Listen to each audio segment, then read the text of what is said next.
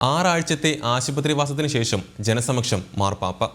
ചികിത്സയിൽ കഴിഞ്ഞ ആശുപത്രിയുടെ ജനാലയ്ക്കരികിലെത്തി അദ്ദേഹം വിശ്വാസികളെ അഭിസംബോധന ചെയ്തു. എല്ലാവരുടെയും പ്രാർത്ഥനകൾക്ക് നന്ദിയെന്ന് ഫ്രാൻസിസ് മാർപ്പാപ്പ പറഞ്ഞു.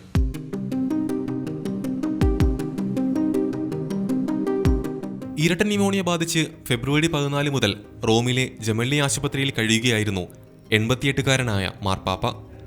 1 മാസത്തിലേറെ ചികിത്സയിൽ കഴിഞ്ഞ ശേഷമാണ് അദ്ദേഹം ആശുപത്രി വിട്ടത്.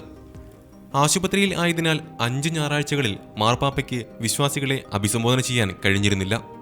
എല്ലാവരുടെയും പ്രാർത്ഥനകൾക്ക് നന്ദിയെന്ന് അദ്ദേഹം പറഞ്ഞു.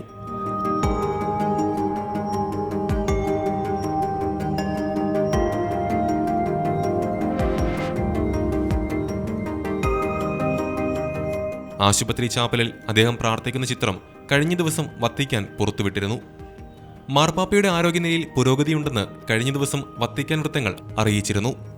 ആശുപത്രിയിൽ നിന്നും ഡിസ്ചാർജ് ചെയ്താലും അദ്ദേഹത്തിന് 2 മാസത്തെ വിശ്രമം കൂടി വേണ്ടിവരുമെന്ന് ചികിത്സിക്കുന്ന ഡോക്ടർമാരുടെ സംഘം വ്യക്തമാക്കി. പാപ്പയുടെ ഔദ്യോഗിക വസതിയായ സാന്താ മാർത്തയിൽ 2 മാസത്തേക്ക് ഓക്സിജൻ തെറാപ്പി അടക്കമുള്ള കാര്യങ്ങളിൽ ഡോക്ടർമാരുടെ പരിചരണം തുടരും. സമൂഹ സന്ദർശനങ്ങൾ ഒഴിവാക്കണമെന്നാണ് ഡോക്ടർമാരുടെ നിർദ്ദേശം. ആശുപത്രി വിട്ടതോടെ അദ്ദേഹം വത്തിക്കാനിലേക്ക് മടങ്ങി.